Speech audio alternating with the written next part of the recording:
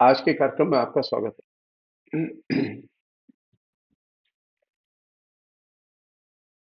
हमने एक सिलसिला शुरू किया है डेमोक्रेसी को लेके और डेमोक्रेसी में खासतौर पर नरेंद्र मोदी की भूमिका और नरेंद्र मोदी के शासन में आने के बाद में लोकतंत्र किस तरह से अ, धनिक तंत्र में कन्वर्ट हुआ है इसको लेके। तो ये जो नरेंद्र मोदी के खिलाफ में जो लड़ाई है, ये कोई राजनीतिक लड़ाई नहीं है खाली एक सत्ता बदल के दूसरी सत्ता लड़ी, बल्कि ये लड़ाई इस बात से जुड़ी हुई है कि डेमोक्रेसी को कैसे पुनर्स्थापित किया जाए, क्योंकि नरेंद्र मोदी के शासन में आने के बाद सबसे बड़ी क्षति ये हुई कि डेमोक्रेसी हर स्तर पर क्षतिग्रस्त कर दी गई है। तो अब लड़ाई जो है वो सरकार की नहीं है, कांग्रेस के प्रोग्राम को लागू करने की नहीं है, या किसी और पार्टी के प्रोग्राम को लागू करने की नहीं है, अलायंस को प्रोग्राम को लागू करने की लड़ाई है डेमोक्रेसी को पुनर्स्थापित करने की।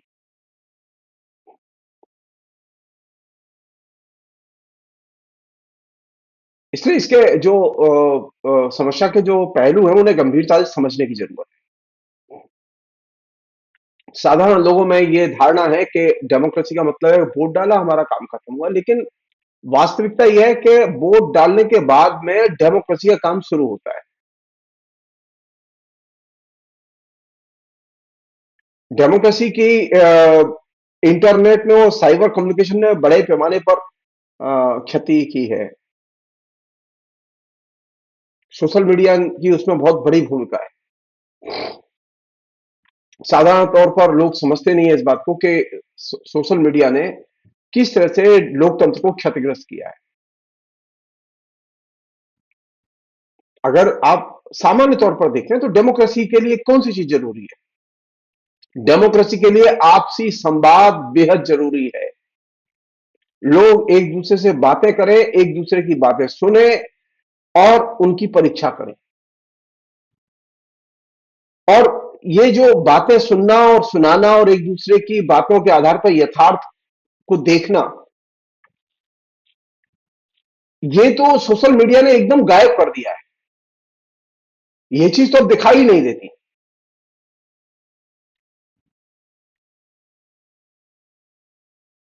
जब आप बात ही नहीं करेंगे, जब एक दूसरे की बात सुनेंगे ही नहीं, तो लोकतंत्र की हत्या में नरेंद्र मोदी को ज्यादा मदद मिलेगी। और उन्हें मदद मिली क्योंकि आपने सोशल मीडिया, उसकी जो तमाम किस्म की जो कम्युनिकेशन की शैली है, उसका आपने अनुकरण किया।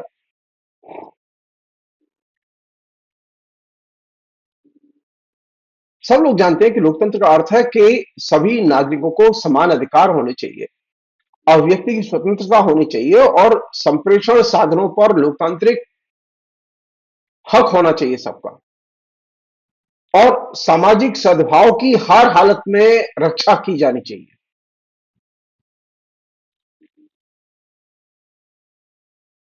और न्याय प्रशासन और जो लोकतांत्रिक संस्थान है, संवैधानिक संस्थान है, उनका आ, नियमों के अनुसार संचालन हो और पालन हो।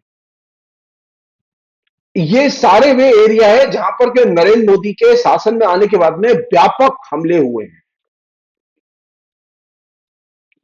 न्यायपालिका पर हमले हुए हैं, प्रशासन पर हमले हुए हैं, जो संवैधानिक संस्थाएं उन पर हमले हुए हैं, और इन तीनों को एकदम बंधक बना दिया गया है, या हम ये कह सकते हैं कि ये तीनों कमजोर कर दिए। और यही वजह है कि नरेंद्र मोदी जब लोकतंत्र में पार्टिसिपेट करते हैं तो पहली तो बात यह है कि वो लोकतंत्र का नाम ही नहीं लेते। वो चुनाव, भाई भतीजावाद, भ्रष्टाचार, नेताओं के भ्रष्टाचार, ये सब बातें करते हैं। डेमोक्रेसी और डेमोक्रेसी से जुड़े हुए संस्थान और लोकतांत्रिक मूल्य, इनका वो नाम ही नहीं लेते। तो नरेंद्र मोदी की जो लोकतंत्र की धारणा है और एक्चुअल में जो लोकतंत्र है, उसके बीच में बिग गैप, महा अंतराल दिखाई देता है। हमारी मुश्किल यह है कि हम सब लोगों के मन में डेमोक्रेसी और डेमोक्रेसी के आइडियाज बैठे हुए हैं, तो हम ये मान के चलते हैं कि हमारे मन में चूंकि लोकतंत्र के विचार है, तो समाज में भी और नरेंद्र मोदी के अंदर भी लोकतंत्र के विचार बैठ गए। नरेंद्र मोदी के मन में लोकतंत्र के विचार नहीं बैठे, नरेंद्र मोदी के आचरण में लोकतंत्र के विचार काम नहीं कर रहे। नरेंद्र मोदी के यहां लोकतंत्र के सिद्धांत और व्यवहार में महा अंतराल है।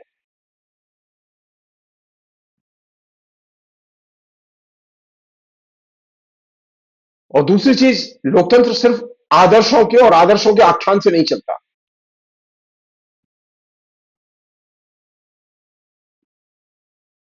हमें देखना होगा हकीकत में क्या लोकतंत्र काम कर रहा है, लोकतांत्रिक संस्थाएं, संवैधानिक संस्थाएं काम कर रही हैं, प्रशासन क्या लोकतांत्रिक ढंग से काम कर रहा है, सरकार क्या लोकतांत्रिक ढंग से काम कर रही है, तो पाएंगे कि सरकार का लोकतांत्रिक कार्य प्रणाली से कोई लेना देना नहीं है। नरेंद्र मोदी की सरकार का, बीजेपी की सरकारों का, आरएसएस के नेताओं के द्वारा संचालित सरकारों का लोकतांत्रिक प्रणाली से कोई संबंध नहीं। यहां तक कि नरेंद्र मोदी जिन नारों को देते हैं वे नारे भी लोकतंत्र के यथार्थ के साथ में मेल नहीं खाते।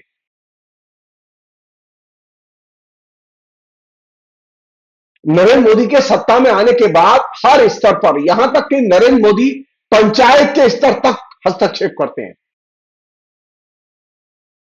तो नरेंद्र मोदी का केंद्र में शासन है लेकिन वो पंचायतों को डील कर रहे हैं, वो सीधे कलेक्टर के जरिए बात करते हैं।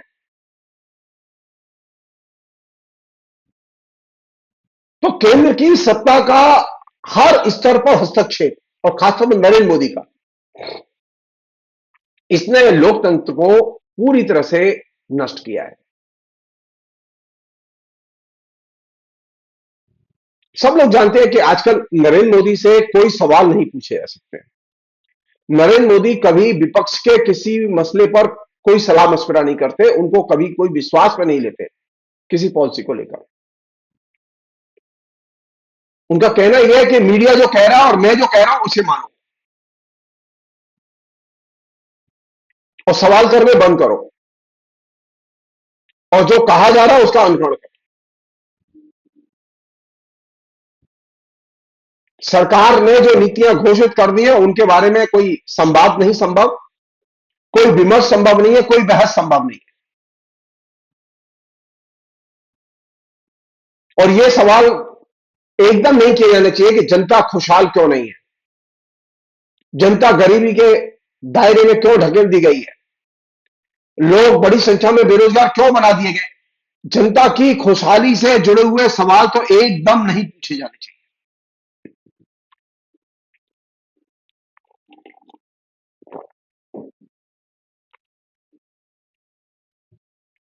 पहले कोई भी व्यक्ति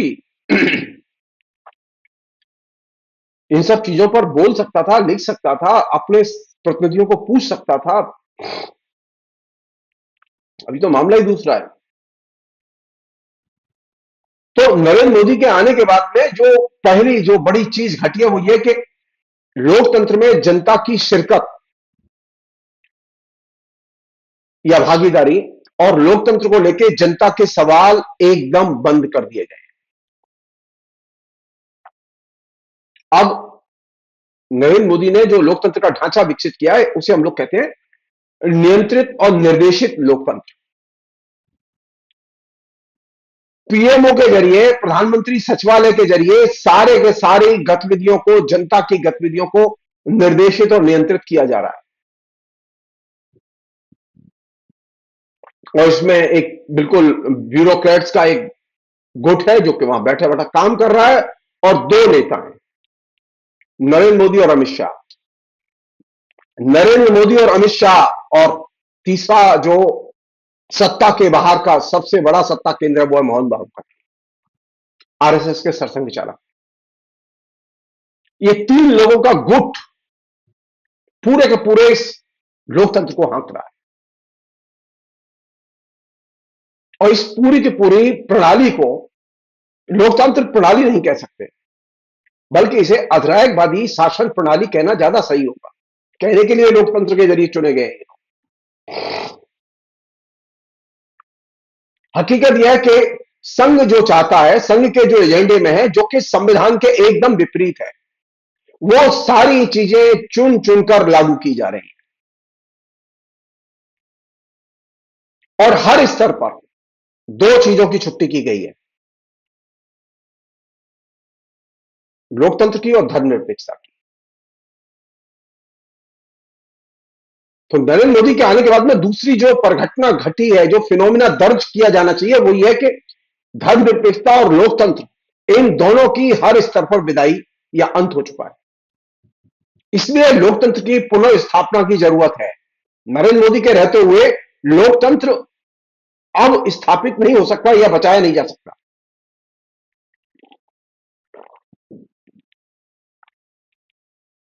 नरेंद्र मोदी जब से शासन में आए हैं, आरएसएस के लोग जब से शासन में आए हैं, उनका एक ही टारगेट है, जो लिबरल लोग हैं उन्हें निशाने पर लो, जो लिबरल वैल्यूज है उन पर हमले करो।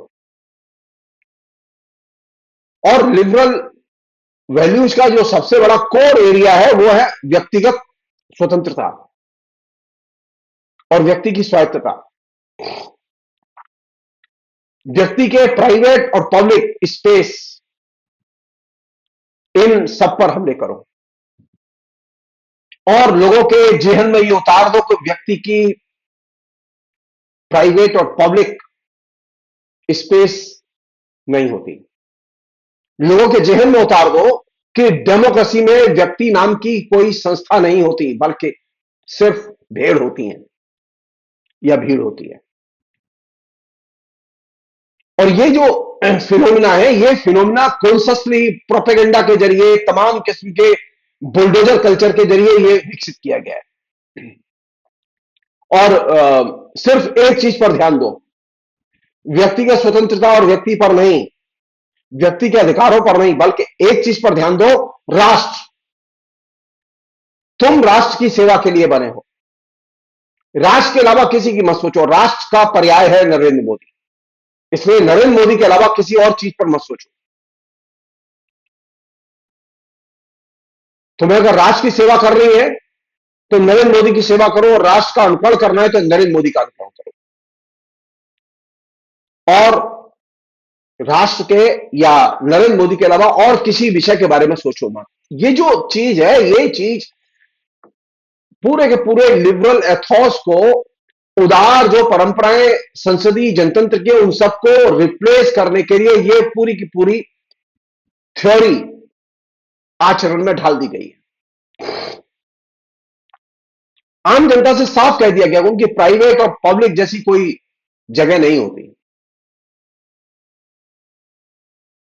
उनकी कोई अपनी निजी अस्मिता नहीं होती। एक टीचर है, उसकी एक शिक्षक की आइडेंटिटी है, एक जज है, उसकी कानून वेत्ता की और जज की आइडेंटिटी है, एक स्त्री है, उसकी स्त्री की आइडेंटिटी है, एक मुसलमान है, उसकी मुसलमान की आइडेंटिटी है, एक दलित है, उसकी दलित की आइडेंटिटी। अब कहा जा रहा है कि ये कोई आइडेंटिटी नहीं होती, सिर्फ एक आइडेंटिटी होती है, वो है हिंदू और हिंदुत्व की आइडेंटिटी। हर व्यक्ति जो हिंदुस्तान में पैदा हुआ उसकी एक ही पहचान है, वह हिंदू है। और ये जो तरीका है, इसने क्या किया कि सभी रंगत की जो आइडेंटिटी, अस्मिताएं जो लोकतंत्र में स्वाभाविक है, लोकतंत्र में विभिन्न किस्म की अस्मिताएं काम करती हैं और सक्रिय रहती हैं, उनके समुदाय होते हैं वो सक्रिय रहते हैं। इन सभी समुदायों को एक तरह से बुलडोज करके, कन्वर्ट करके हिंदू की अस्मिता में ले जाने की कोशिशें चल रही हैं। और लोगों से कहा जा रहा है आप निजी स्वार्थों के बारे में मत सोचिए। ये बात दीगर है कि उन्हें निजी स्वार्थों के चक्कर में खूब करप्ट बनाया जा रहा है। सिर्फ राष्ट्र के बारे में सोचो। व्यक्ति की पहचान, व्यक्ति के स्वार्थ कुछ नहीं होते, सिर्फ हिंदुओं के स्वार्थ और हिंदू की पहचान प्रमुख होती है। सब चीज को हिंदूमय देखो। ये जो एक तरह से हिंदूमय बनाने की जो कोशिश है, ये कोशिश पूरे के पूरे मानवीय जो सभ्यता के विकास के क्रम में जो हमने चीजें विकसित की थी, उन सबको एक तरह से विकृत करने की कोशिश है, और इससे लोकतंत्र की बड़ी क्षति हुई है। एक और चीज है जो कि इस बीच में डेवलप हुई है, जिसका कि नरेंद्र मोदी बड़े तरीके से इस्तेमाल कर रहे हैं अपने प्रोपेगेंडा मॉडल के जरिए।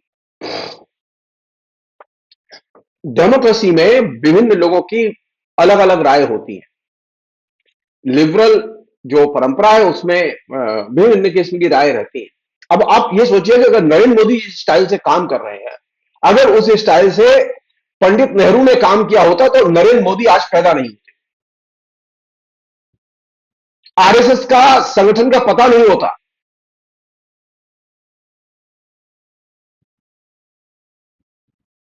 नरेंद्र मोदी का मानना यह है कि विभिन्न किस्म की राय एकदम महत्वपूर्ण नहीं होती और महत्वहीन होती है, उनकी कोई जरूरत नहीं होती, बल्कि एक ही राय होती है, वह है मोदी की राय। या एक ही राय महत्वपूर्ण होती है, वह आरएसएस की राय है। आरएसएस के लोग जो सोचते हैं वही सच है, उसके अलावा जो लोग सोचते हैं वो सब गलत है। तो सभी की जो राय है वो राजनीति, धर्म, दर्शन, संस्कृति, इन तमाम क्षेत्रों पर अलग अलग किस्म की राय है। तो ये जो विभिन्न किस्म की राय है विभिन्न किस्म के क्षेत्रों पर, ये सारी जो भिन्नता है राय की, ओपिनियन की, ये भिन्नता एकदम बेमानी है। और सिर्फ एक राय महत्वपूर्ण है, वह आरएसएस की राय, नरेंद्र मोदी की राय। और सारी की सारी राजनीति को, कल्चर को, मास कल्चर को, सबको इसके मातहत करने की एक तरह से कोशिश चल रही है। या हम ये कहें कि नरेंद्र मोदी की डेमोक्रेसी में भिन्न राय की कोई महत्ता और सत्ता नहीं होती, और जो भिन्न राय रखते हैं उनको नरेंद्र मोदी देशद्रोही मानते हैं, राष्ट्र का शत्रु मानते हैं। आरएसएस के लोग देश का शत्रु मानते हैं। जेएनयू के ऊपर हमला क्यों हुआ, जेएनयू को राष्ट्र विरोधी क्यों घोषित किया गया पूरे के पूरे कैंपेन में, जबकि जेएनयू हिंदुस्तान का टॉप विश्वविद्यालय? क्यों? क्यों? भिन्न राय रखता था, आज भी भिन्न राय रखता है। उसी तरह ये जो सिविल सोसाइटी होती है, ये नागरिक होते हैं, नागरिक समाज होता है, ये स्त्री होती है, ये अल्पसंख्यक होते हैं, इनकी जो अपनी आइडेंटिटी है और इसके अनुसार जो इनकी अपनी अपनी अलग अलग ओपिनियन है, ये एकदम अप्रासंगिक है, इन्हें नहीं माना जाना चाहिए। और ये सबसे कहा जा रहा है कि तुम सिर्फ हिंदू की मानो, हिंदूमय होकर देखो। और लोग, जो लोग फैमिली वाले लोग हैं, उन फैमिली वाले लोगों से कहा जा रहा है कि आपको ये जो आधुनिक परिवार और आधुनिक तरीका है, इसे छोड़ दो, ट्रेडिशनल परिवार और ट्रेडिशनल वैल्यूज परिवार के उनकी तरफ लौटो। और ये वह मॉडल है जो कि एकदम लिबरल एथॉस, जो पिछले 150 पौने 200 साल में हमने बड़े स्ट्रगल के बाद विकसित किया था, उस पूरे पूरे एथॉस को एकदम बुलडोज करने की कोशिश हो रही है।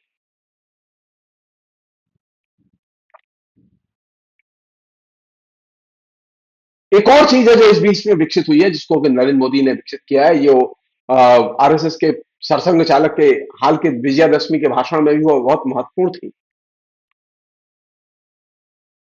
आरएसएस के सरसंघ चालक ने ये बात कही, नरेंद्र मोदी इसका पालन करते हैं, कि बलवान बनो और बलवान की पूजा करो, ताकतवर जो लोग हैं समाज में उनको और ज्यादा ताकतवर बनाओ, और जो ताकतवर है सरकार उन्हीं के साथ है। और ये जो ताकतवर के साथ सरकार का होना, उसने क्या किया कि जो वंचित थे, हाशिए के लोग थे, जो गरीब थे, जो बलहीन थे, शक्तिहीन थे समाज में, उनको एकदम बदतर कंडीशन में छोड़ दिया। और इसके चलते नरेंद्र मोदी किसके साथ खड़े हैं? नरेंद्र मोदी अदानी और अंबानी के साथ खड़े हैं, कॉर्पोरेट हाउसेस के साथ खड़े हैं।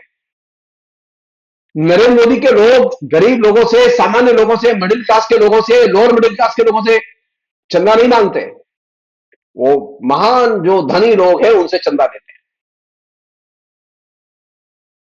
वो जो महान धनी लोग हैं उनके शादी ब्याह जनेऊ सब में जाते हैं। तो नरेंद्र मोदी ने अपने इस आचरण के जरिए गरीब और अमीर की खाई जो पहले से ही काफी बड़ी थी उसे और भी ज्यादा बड़ा कर दिया।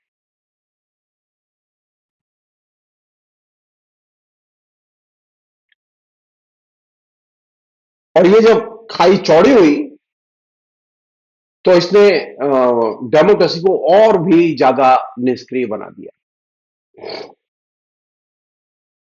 अगर आपको कोई काम करना है, आपको कोई चीज चाहिए, आपको कोई चीज बनवानी है, तो आपको हर कदम पर या तो कमीशन खोर को पैसा देना होगा या किसी को, ऑफिसर को या कर्मचारी को घूस देनी होगी। घूस के बिना और कमीशन दिए बिना आपका कोई काम नहीं हो सकता। इसलिए नरेंद्र मोदी के शासन में आने के बाद में घूस का चारों तरफ एकदम, जिसे कहें कि बोलबाला और लंबी छलांग लगी। तो अब घूस लोकतंत्र का बहुत बड़ा रक्षा कवच है। घूस दो और डेमोक्रेसी में रहो। और यही वजह है कि नरेंद्र मोदी के शासन में आने के बाद पिछले 10 साल में तकरीबन 10 लाख से अधिक नौजवान मिडिल क्लास के लोग हिंदुस्तान की नागरिकता छोड़ के विदेशों में जा चुके हैं। वो हिंदुस्तान नहीं रहना चाहते। अब एक चीज और जो नरेंद्र मोदी ने विकसित की है इस डेमोक्रेसी के आड़ में और डेमोक्रेसी को बर्बाद करने के लिए, अब लोगों से कहा जा रहा है, अरे देखो, तुम्हारे लिए डेवलपमेंट महत्वपूर्ण है, डेमोक्रेसी महत्वपूर्ण नहीं है। देखो मैं सड़कें बना रहा हूं, देखो मैं रेल की पटरियां बिछा रहा हूं, देखो मैं ये कर रहा हूं, मैं वो कर रहा हूं, लेकिन डेमोक्रेसी की बातें मत करो। ये डेमोक्रेसी की बात करने वाले लोग ये हैं जो देशद्रोही है। और जब आप डेवलपमेंट की बात करते हैं तो आप, नरेंद्र मोदी जब डेवलपमेंट के बारे में बोलते हैं तो वे डेमोक्रेसी को अर्थहीन बनाकर बोलते हैं। तो लोकतंत्र अर्थहीन होगा और डेवलपमेंट महान होगा तो इसमें सत्ता किसकी चलेगी? पूंजीपति की। तो डेवलपमेंट डेवलपमेंट करके नरेंद्र मोदी ने एक तरह से पूंजीपति की सत्ता को और ज्यादा ताकतवर बनाया और महत्वपूर्ण बनाया, और व्यक्ति को, जो कि डेमोक्रेसी का पिलर था, उसे और ज्यादा मूल्यहीन और कमजोर बनाया। डेवलपमेंट कर रहे हैं तो व्यक्ति के हित बेकार है, पूंजीपति के हित महत्वपूर्ण है। और राष्ट्र निर्माण कर रहे हैं तो पूंजीपति सर्वोपरि है, क्योंकि पूंजीपति से ही राष्ट्र बनता है। ये जो थ्योरी, नई धारणा जो लोगों के चेहरे में उतार दी गई, इसकी वजह से अंबानी, अदानी और तमाम कैपिटलिस्ट हाउसेस के खिलाफ, कारपोरेट घरानों के खिलाफ में आम जनता में एकदम कोई गुस्सा नहीं है। और इसके चलते अब कल तक यह था कि जो दरिद्र नारायण था वो लोकतंत्र का संचालक था, ड्राइवर था। जो समाज की अंतिम सीढ़ी पर खड़ा हुआ व्यक्ति था, हाशिए का व्यक्ति था, वह लोकतंत्र का ड्राइवर था। आज स्थिति है कि लोकतंत्र का ड्राइवर वह नहीं है, बल्कि लोकतंत्र का ड्राइवर है पूंजीपति वर्ग, कॉर्पोरेट हाउसेस। और ये बात सामाजिक, राजनीतिक, आर्थिक हर क्षेत्र में इस चीज को स्वीकृति दिला दी गई। और इसका जो बृहत्तर परिणाम निकला है वो ये कि अब व्यक्तिगत स्वतंत्रता महत्वपूर्ण नहीं है। व्यक्तिगत स्वतंत्रता की अब कोई जरूरत नहीं है। विकास और विकास के आनंद लो, और जो ताकतवर है उसकी पूजा करो। और मोदी चूंकि महान शक्तिशाली है, इसलिए उसकी सबसे ज्यादा पूजा करो। ये जो चीज है, इसने डेमोक्रेसी को और डेमोक्रेसी के पूरे ताने बाने को एकदम नष्ट कर दिया है। जैसा कि मैंने आपसे कहा कि नरेंद्र मोदी को विभिन्न राय पसंद नहीं है। हम ये कहें कि नरेंद्र मोदी को समाज में, या आरएसएस को समाज में जो बहुलता है, प्लूरलिज्म है, सांस्कृतिक वैविध्य है, सामाजिक वैविध्य है, वो पसंद नहीं।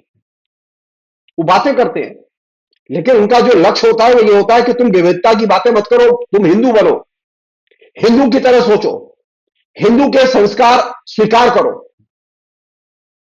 सांस्कृतिक विविधता की वजह सांस्कृतिक एकता और सांस्कृतिक इकसार भाव पैदा करो। और ये सांस्कृतिक इकसार भाव पैदा करने के लिए और सांस्कृतिक विविधता को नष्ट करने के लिए वो कई कदम आगे जा चुके हैं।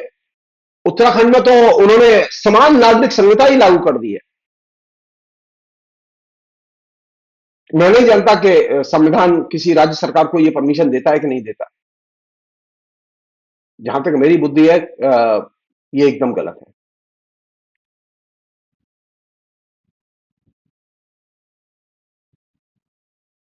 बीजेपी की राज्य सरकारों ने अंतर जातीय और अंतर धार्मिक विवाह को एक तरह से निषिद्ध घोषित कर दिया है। अंतर धार्मिक विवाह तो अब एकदम जहां बीजेपी की सरकार है वहां एकदम मुश्किल हो गया है। हमारे यहाँ ये राइट था, हर व्यक्ति की व्यक्तिगत धार्मिक स्वतंत्रता का अधिकार था। व्यक्ति चाहे जिस धर्म को स्वीकार करे, चाहे जिस धर्म में चाहे जाए या न जाए, ये उसकी इच्छा है, ये वो तय करेगा। लेकिन नहीं, अब तुमको धर्म बदलने के पहले जिलाधीश से परमिशन लेनी होगी। ये जो तरीका है, ये तरीका एक तरह से हिंदूमय बनाने का तरीका है। लोगों के व्यक्तिगत धार्मिक स्वतंत्रता के अधिकार को छीनने और लोगों के निजी वैवाहिक अधिकार को छीनने का तरीका है। और ये बड़े सिस्टमेटिक ढंग से किया है उन्होंने। जो बीजेपी की 7 राज्य सरकारें रही हैं, उन्होंने राज्य सरकारों ने अंतर धार्मिक और अंतर जातीय विवाह को लेकर जो कानून बनाए हैं वे एकदम संविधान विरोधी हैं और व्यक्ति की स्वतंत्रता और स्वतंत्र सत्ता और लोकतंत्र में उसके जो अधिकार हैं उन पर हमले करते हैं।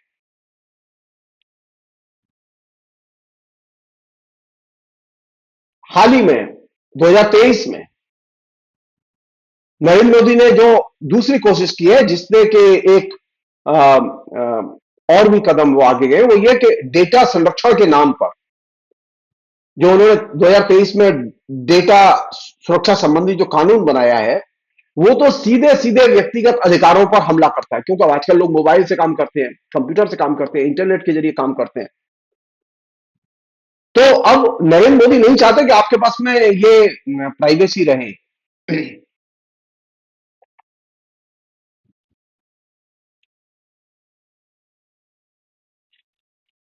नरेंद्र मोदी के ये जो अंतर धार्मिक अंतर जाति विवाह संबंधी जो कानून जो विभिन्न राज्य सरकारों ने बनाए, नरेंद्र मोदी ने उनको रोका नहीं, बल्कि यह कहना ज्यादा सही होगा कि नरेंद्र मोदी के इशारे पर ही वो कानून बने। नरेंद्र मोदी चाहते तो वो कानून नहीं बनते, लेकिन नरेंद्र मोदी के इशारे पर ही बीजेपी की सरकारों ने कानून बनाए।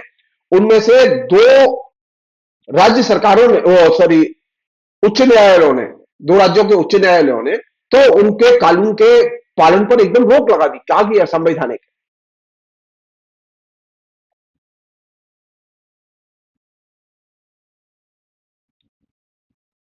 एक और चीज है जो कि व्यक्तिगत अधिकारों के हनन से जुड़ी हुई है, नागरिक अधिकारों से, मानवाधिकारों से हनन से जुड़ी हुई है। वो ये कि नरेंद्र मोदी ने एक एथिक्स कोड 2021 में लागू किया था, इंटरमीडियरी गाइडलाइन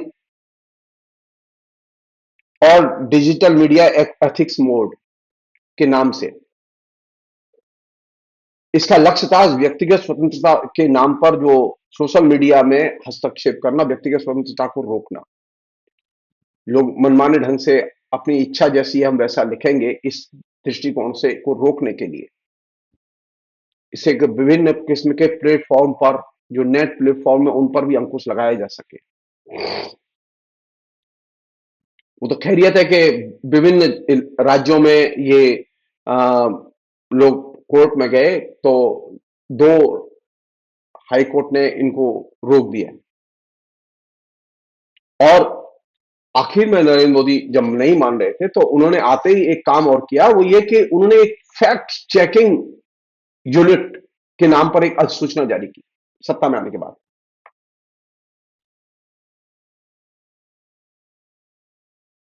सुप्रीम कोर्ट ने उस पर भी पाबंदी लगा दी, रोक लगाई। क्योंकि नरेंद्र मोदी इन सब के जरिए लोगों के इंटरनेट सोशल मीडिया पर जो कंटेंट है उस कंटेंट को नियंत्रित करना चाहते हैं। सो नरेंद्र मोदी ने लोकतंत्र के लिए सबसे खतरनाक काम यह किया कि उसने लोकतंत्र में जो व्यक्तिगत अधिकार थे और व्यक्ति की स्वतंत्रता थी, उस व्यक्तिगत अधिकार और व्यक्ति की स्वतंत्रता को एकदम छिन्न भिन्न कर दिया और अपहृत कर दिया। मनी लॉन्ड्रिंग के नाम पर बड़े पैमाने पर फेक केस लोगों के ऊपर लगाए गए, चल रहे हैं, लोग जेलों में बंद हैं, हजारों लोगों पर इस तरह के केस लगाए गए। बिना एफआईआर के ही ईडी को जांच करने की परमिशन दे दी गई। वो किसी को भी उठा सकते हैं और किसी के नाम से कुछ भी बोल सकते हैं। अब आप चक्कर काटते रहिए। बड़े पैमाने पर नरेंद्र मोदी के शासन में पूरी दुनिया में सबसे अधिक इंटरनेट शटडाउन हुआ है।